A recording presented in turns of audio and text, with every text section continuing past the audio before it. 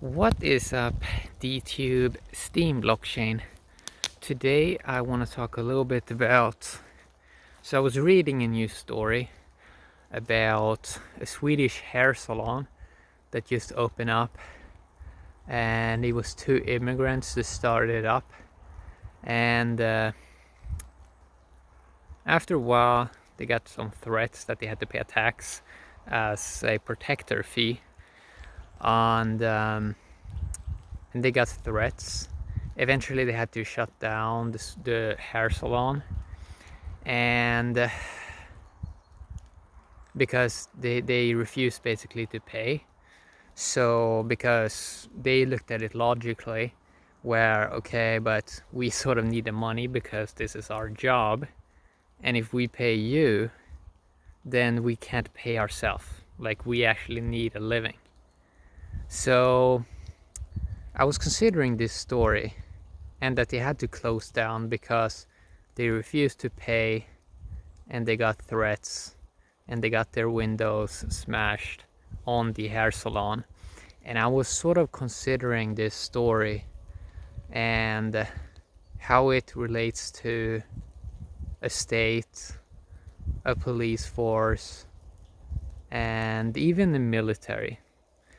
You consider these systems, the state, a police force, and a military force, and you see, well, it gets kind of weird if, well, they went to the police and they couldn't really do anything. So one guy got 3 months in prison, and the other guy didn't get anything. The guy that they threatened, the hair salon. So you kind of look at this, and you sort of, it's very interesting because then you sort of see, okay, well, what's the point? What's the point if you have a police and they can't really do anything? What's the point? And then you start to dive deeper into that, and then you sort of realize that how it sort of connects with how local centralized systems are so limited in a global world. I mean, they're really extremely limited, because they sort of have to operate in this central local system that worked great when you had less movement of people. But the moment you get a lot of movement of people, and when people sort of work in a decentralized way, where and when people's capabilities of technology increases, you sort of start to consider it, how it gets connected to a sort of global landscape. How you really need you really need all systems to sort of be. You have to look at the systems again and see, well, how should systems actually be? And this is kind of interesting because the way I look at this is that there is a lot of blindness in the average person, and I look at, like, for me, I look at it in many ways that the average person must be quite responsible. They cannot be that ignorant anymore. So they sort of have to become like responsible citizens in many ways, like the average person. And I do think I think that is where the greatest sort of let's say change is going to come from. Because I mean, you see all these old systems where, I mean, the idea of, let's say, a leader for some sort of party or whatever, or yeah, I mean, you see that, I mean, their level of influence, they cannot really do that much now, because how humans sort of operate with these devices, it's way more decentralized. People's influences are so different. Like, what people take in, their level of perception, you see how this is so different. So you don't have this sort of united united view of things as maybe you had in the past, because even the idea of a state is the person, is it an entity? I mean, if you really look at it, like if you want to relate to people, you can use, let's say, a state or a section, because people can easily identify and understand what you're talking about. But if you does it actually exist, or was it an agreement between different people, that they made some form of agreement where, okay, you do this role and we sort of do this role? But in a changing landscape, you need to update the systems also, and it's kind of interesting to see how that ties together. So something I talked about. So how do you, let's say the buzzword integrate people? Like, how do you actually do it? Well, you need finance, right? You need to connect finance with all this, and that people have an experience that they're getting value from somewhere that is not so tied to one place, to like one source, because they become, let's say, extremely vulnerable when access to value is extremely limited.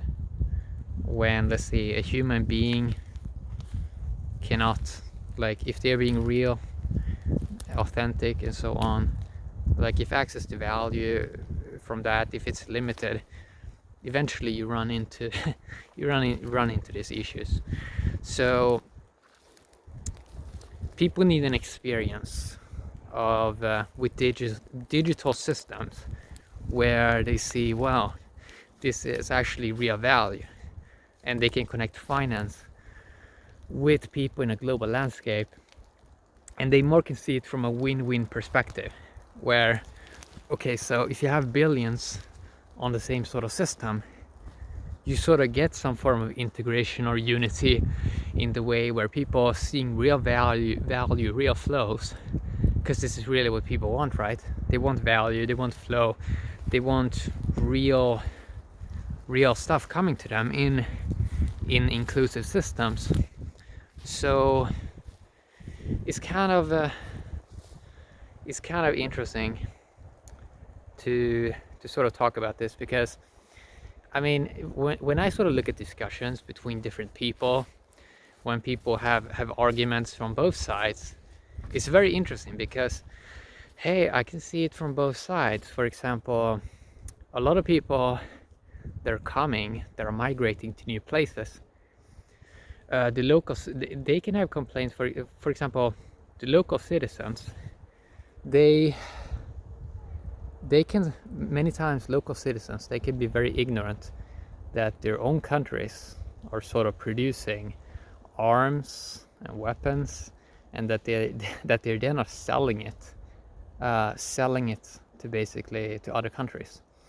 And many people can be quite ignorant of this, where it becomes like every person needs to sort of understand the bigger puzzle that all connects.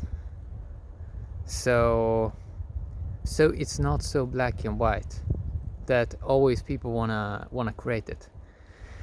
And I really hope with decentralized systems that people can have that people can start to have discussions again, and you sort of start seeing it from both sides, I think, where, well, the people that are coming to many places and maybe they had their country bombed, they sort of look at it in many ways where, well,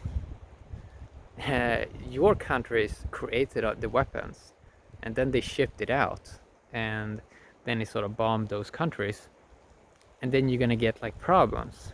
And it's very interesting, because a lot of local people then, many times they may say, well, I'm not responsible for that, because many times they just have a local identity, so they don't consider it in more global perspectives. Where, let's say, with the digital generation, they sort of realize that they sort of have to look at everything from a global perspective and see how everything sort of connects. And yeah, I mean, when they see that, well, there is a lot of chaos in your local place as well, but you may not be aware that next to your city or something like that, they're producing weapons and then they're shipping it away to some other places where they're bombing. So you sort of start to see how it's all connected to money, and yeah, I mean, use more is going to be let's say revealed, like when people start to connect dots and start to use more logic, they are going to start to think for themselves. And we have this period now where people are really starting to think a lot for themselves. Many times people sort of outsource that to someone else, but now they sort of see, well, that's kind of risky. Like, well, these leaders, they're supposed to think, supposed to be able to see better than us. They may not actually be doing that. They just derping around maybe. So it's kind of interesting to see this change. And the key thing here, I think, is people need to be on decentralized systems. They need to have a personal experience of getting decentralized value in real finance, real tokens, or something like that. And they need to really start to understand proof of brain and how all connects. And that, like, this is kind of important for the planet. So yeah, what I want to talk about today.